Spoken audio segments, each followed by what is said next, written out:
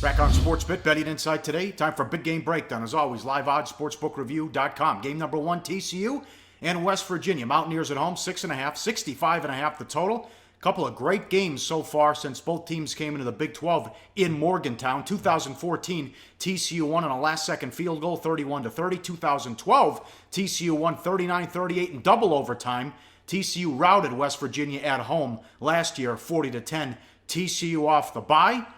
Chance to tweak the offense. How do you slow down a Big 12 offense? You get an SEC quarterback to come in. But Kenny Hill continues to turn the ball over. Stats, not bad, but 8 interceptions, and they were horrible in their last game. They were lucky they didn't lose to Kansas, Teddy.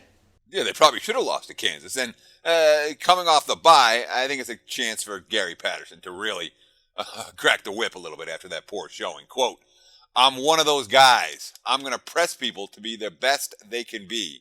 If I don't think they're being that, I'm going to press buttons. To be honest with you, I don't think I pushed enough buttons. Tuesday and Wednesday, I pushed a lot of buttons. Young guys got to grow up.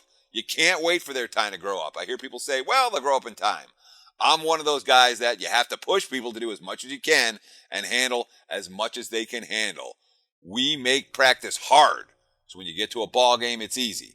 I don't know that we've done as good a job of that as we needed to. So, yeah, I would think based on that quote from Patterson that his team's going to come prepared and rested into this contest, which is a pretty good thing because they certainly weren't prepared or rested for that Kansas game. As you mentioned, a game they probably should have lost. I want to talk about Kenny Hill for a minute because, Hill's numbers, he got 2,100 passing yards. He's thrown 12 touchdowns. He's run for 7 touchdowns on the season, over 206 yards on the ground. Kenny Hill's been good, but you talk about the mistakes.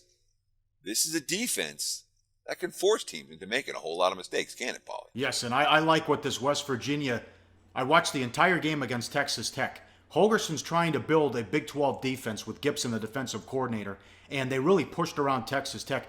Ground and pound, they had 332 rushing yards in that win. But is this a legitimate top 15 team? And can I trust this defense? Well, in terms of the top 15, gosh, I mean, my priority numbers have West Virginia as a solid squad. They are not one of the top 10 squads in the country when it comes to talent. And, of course, people are going to look at West Virginia and say, oh, well, they haven't played the toughest schedule yet, and they're not that good. Just because you haven't played, all you can do is play the teams in front of you on your schedule. And the fact that West Virginia's defense has been as good as it has over the course of the first 6 weeks of the campaign, well, let's take a look at this Cliff Kingsbury quote from Texas Tech after his own offense. They were held, as you mentioned, the game that you watched, 17 points and 372 yards at home last week. Quote, "They don't allow any easy access throws. They cover you up on all those quick screens. They fly down to take them away. In the run game, they keep a 6-man box. There's always a free runner coming at you who's a short tackler. All 3 of the linebackers they had last year are playing in the NFL. Some of the guys who were in there on Saturday will be playing at that level as well. This West Virginia defense is no joke, facing a quarterback that's made a fair few mistakes. Well, I think the under might be the way to look at this, even though TCU so far for this season has been a pretty strong over squad every time they face another potent offense." Hey guys, for the full video, go to sbrpicks.com.